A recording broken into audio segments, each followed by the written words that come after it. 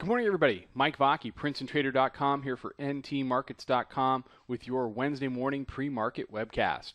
Okay, daily chart of the ES, and I've left the fibs up just for a minute. I just want to demonstrate a couple of things and point out potential convergences here. The middle band, as we talked about yesterday, has been confirmed as resistance.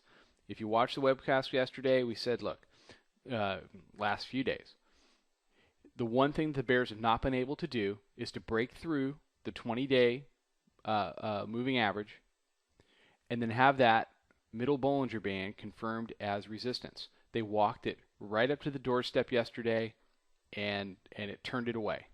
And now we're back trading. We put in lows of 21.75 overnight, and we're back trading 24. So we're back to this area here. And, you know, from a bullish perspective, they're trying to establish 20 as a very, very solid support area.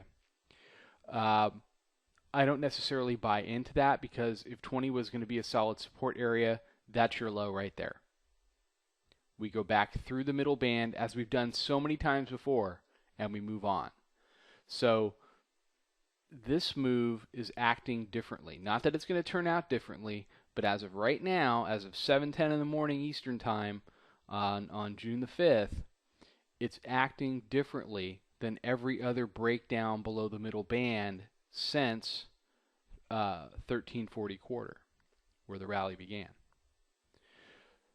So you got 20 on the low, on the down.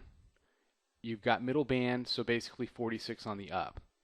That's your playing field. So many catalysts in the next few days. You know, today we've got ADP coming up in about an hour.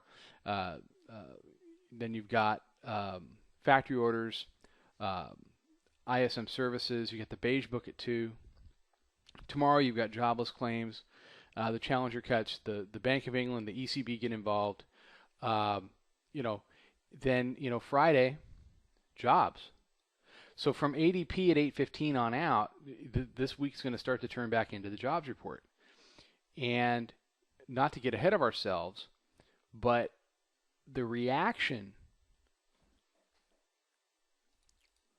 to that non-farm payroll number on Friday is going to really probably define the next couple of weeks of trading. You've got this move down to test 1620. You can see the bands, the Bollinger Bands, are starting to get tighter. Not this tight. I mean, this was once every year or year and a half or so they'll get this tight, which is how you get moves up to the third band. But they're getting tight, and if middle band wants to be resistance, then we should head lower. So the question becomes, so if we start to spill out of these lower bands, the couple areas I've got, we'll set 17.5 is a pretty obvious area. I think a lot of people have that 17, 18 area as a convergence point.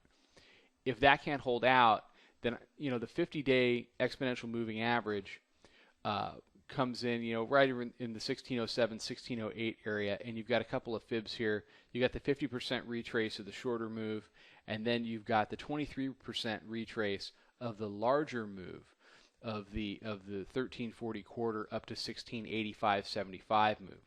So 04 to 08 with a moving average in the middle.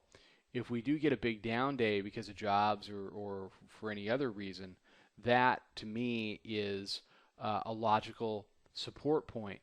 When we do hit support on this move down, if we get a larger move down, then resistance for me, the new quote-unquote middle band to be retested, is going to be the 1620. Support here. Support here. If we move lower, it'll absolutely be tested as resistance, so keep that in mind. Okay? So let's ride out the news. You got a lot of volatility during the day. If you're a day trader, I don't know why you're holding overnight right now. We're not. Because the day is giving you everything that you need to do what you need to do for your business and move on to the next day.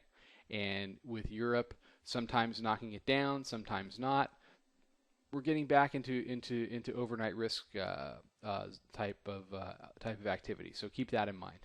Okay, everyone have a fantastic day. Mike Vacchi, Princetontrader.com. Check out the website. Check out the chat room. Love to have you. I'll be back tomorrow morning with another webcast. Trade 'em well, everybody.